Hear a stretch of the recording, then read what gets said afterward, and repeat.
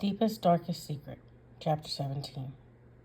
The Lord God said, "It is not good for man to be alone. I will make a helper suitable for him." Genesis 2:18. Flowers in hand, Troy waits patiently for Sophia to come to the door.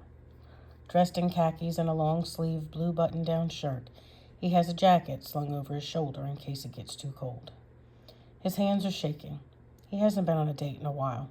Small towns make it difficult. You know too much about everyone else's lives. Maybe that makes it better.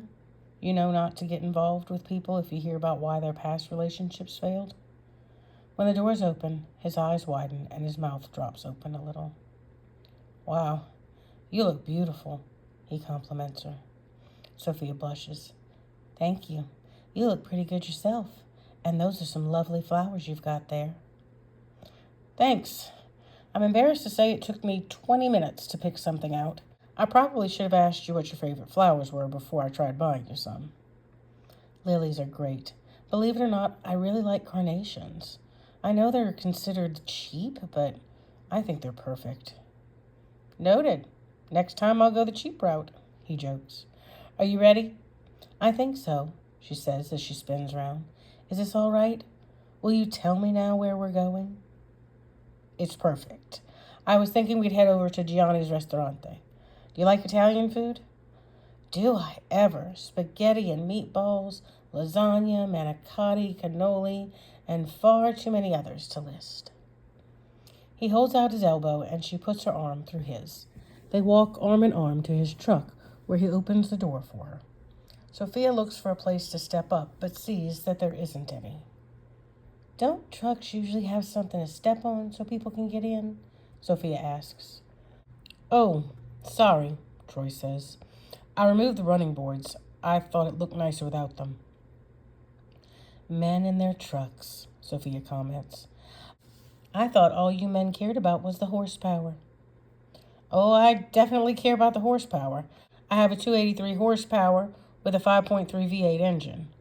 I just also wanted to look good, too."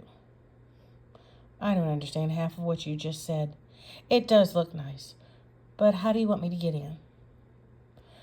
"Grab onto that handle there." He points to the grab handle and holds out his hand so she can use it and the handle to climb in.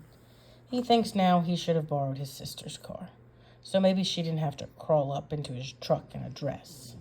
Next time, maybe. Once she's settled in the passenger seat, he closes her door and walks around the truck. As he's pulling himself up to get in, he tells her, "I spruced her up a little today. I hope it's clean enough. We guys don't always think about what kind of trash we throw on the floorboards." "It's nice. You should see my car. Anyone passing by would think a homeless person lives in it. I spend a lot of time in my car, and I can never find the time to go somewhere they have a vacuum and really big garbage cans to clean it out." They enjoy some idle chatter as they drive to the restaurant. The Italian place is one of the few places Troy could think of that wouldn't cost him his whole week's paycheck, but also wouldn't make her think he was cheap. It's the only place in town he can get really good scampi as well. When they park, he walks around and opens Sophia's door. As she swings her legs around, he can tell from the look on her face that she's unsure of how to get out. "I can get you down if you'd like," Troy offers. "I think that might be best." She accepts, a little unsure of what he has in mind, but she has no idea how to get out without his help. Troy takes her by the waist and puts her on the ground. She wobbles slightly and leans into his chest.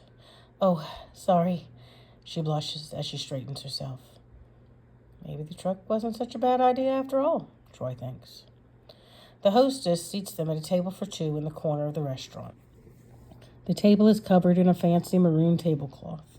In the middle, there's a real candle flickering in a mason jar with some wildflowers. Sophia looks around, taking in the cozy atmosphere. Troy pulls out her chair, and she sits facing the wall. "I hope you don't mind facing the wall. I always need to sit facing the door. It's a law enforcement thing. Always be mindful of the entrances and exits so you can see any possible danger and your escape routes." "I don't mind. It's sweet, really. I've always heard it was a gentlemanly thing." "This place is nice. I've never been here before." "Sometimes they cater lunch at the department. I'm surprised they don't do it for your office. The owner's really big on giving back to the community. We don't have anyone bring us lunch. I might have to throw the idea out to Danielle, my supervisor. Then again, there's not a lot of us in the office all day. Most of our days are spent out in the field at the homes or in court. I didn't think about that. Maybe y'all could plan one day a week where everyone takes a break from home visits so that more of you in the office.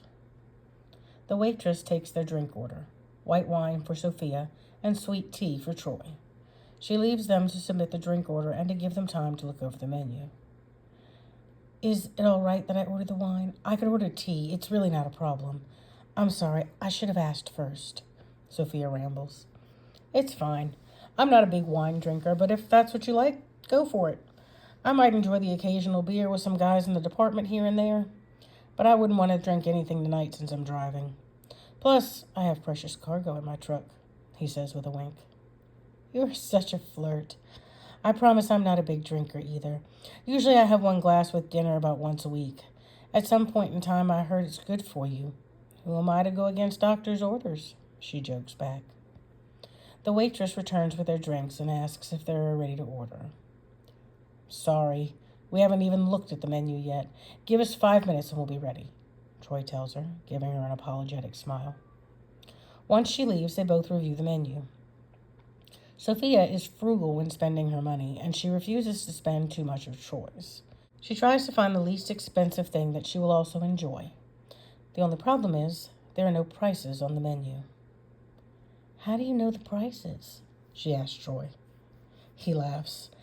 They give the menu with the prices to the man. I think it's an old-fashioned thing, really, though. Just get what you want. Sophia's not fond of that particular old-fashioned idea. In her mind, she tries to recall the prices from similar places she's been. She knows anything with veal or seafood will probably be higher. In the end, she decides on lasagna.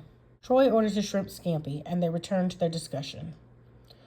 Troy shifts uncomfortably in his seat and says, I know this is going to sound so first date routine of me, but I'd really like to know more about you. You told me you went to Central High in Baton Rouge. Is that the only place you lived when you were younger? I guess we need to get the getting to know you discussions out of the way, she smiles.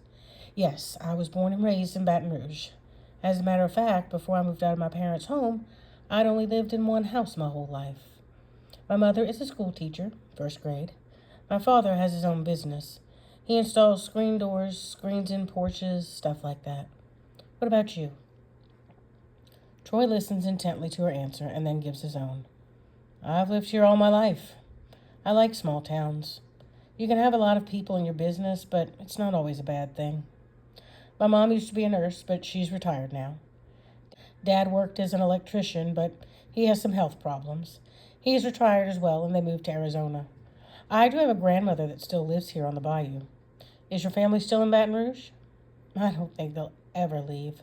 They visited me a few months ago, and they have the opposite opinion as you regarding small-town life.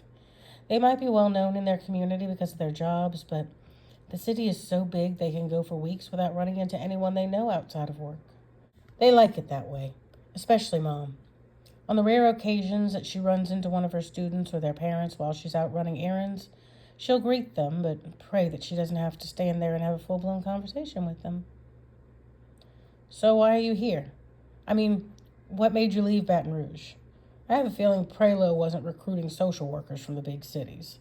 What brought you to town? Sophia sighs. Men, unfortunately. Men? Plural? Troy asks. Yeah, I was dealing with, let's just say, a lot. I broke up with my high school boyfriend at the end of our senior year. We had been dating only for a few months, but it was not an amicable breakup. I was really down about myself and my life choices.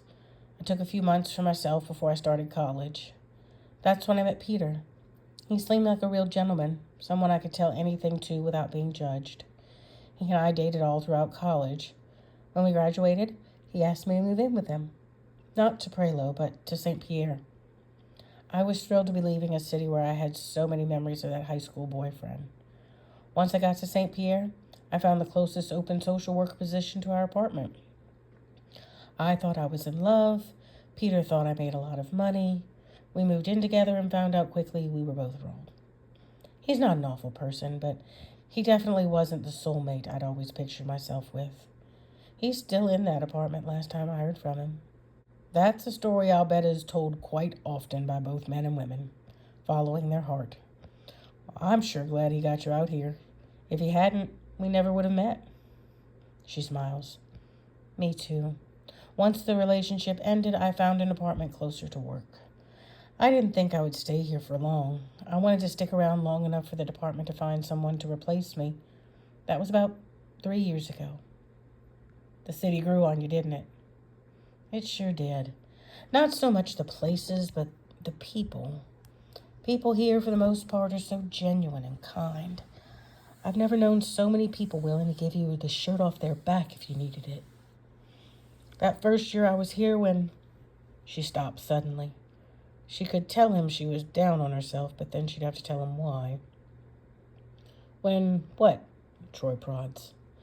Well, let's just say when I was having a rough time, she says, dodging the exact answer. So many people went out of their way to help me. Small town folk are usually like that. Any past relationships of yours I should know about? Crazy exes that'll be looking for a fight because they can't live without you? Ha! Troy laughs. No one like that. I've dated a few women, but I haven't found someone whose values matched mine. Even the women at church have different opinions on certain topics that I'm not willing to compromise on. Just then, the waitress comes with their dinners. Sophia breathes in the magnificent aroma of garlic emanating from their meals. She takes a hot breadstick out of the basket on the table and begins to eat. That answer was a little vague, but all right, she says. We might need to delve into that further if we make it past our first date. They chat more about small town life. They talk about their families. Sophia's an only child. Troy has one sister. They talk about their hobbies and find that they both enjoy reading, but neither of them feels they have the time for it. Musicals were one thing they had already figured out they both liked, so they discuss their favorites. They talk politics, religion, music, and so much more. After they're finished with their main course, Troy orders cannoli for them to share. When the dessert arrives, there are 3 cannoli on the plate. After they have each eaten one, Sophia sits back in her chair and places her hands on her stomach. Last one's yours, Troy tells her. If I take another bite, I'll pop. I'm so full and I still have to go to my class. Fair enough. We'll get a box and you can take it home. Troy gets the waitress's attention, asks for a box for the cannoli, and pays the bill. I better get you to the church on time, Troy sings. Sophia laughs. I would appreciate that. You've got a pretty good singing voice there. Thank you. 4 years of voice lessons in high school. My mom was trying to get me interested in something other than law enforcement. She worries. Troy stands and walks around the table. Once standing, he gives Sophia his arm again and they exit the restaurant. Again, he helps her into the truck and then gets behind the wheel. Which church would you like me to take you to? He asks. Grace Memorial Baptist, please. Do you know where that is? I'm a policeman in a small town. I know where everything is.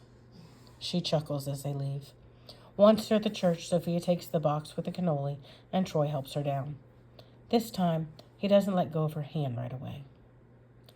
I had a really good time tonight, he tells her, staring into her eyes. He rubs the back of her hand gently with his thumb. She blushes. So did I. Would it be too forward of me to kiss you goodbye? He asks. Instead of answering, she leans in and softly kisses him on the lips. Her whole body tingles. When she pulls away, she squeezes his hand. Would you like me to bring you home after class? Troy asks. It's sweet of you to offer, but I've already arranged for one of my friends to bring me home. I'll call you tomorrow then, he tells her. She nods. I'd like that. As she walks away towards the church, she looks back over her shoulder and smiles at him.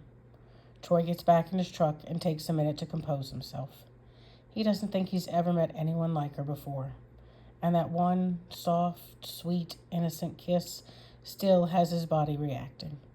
He begins counting down the hours before he can talk to her again.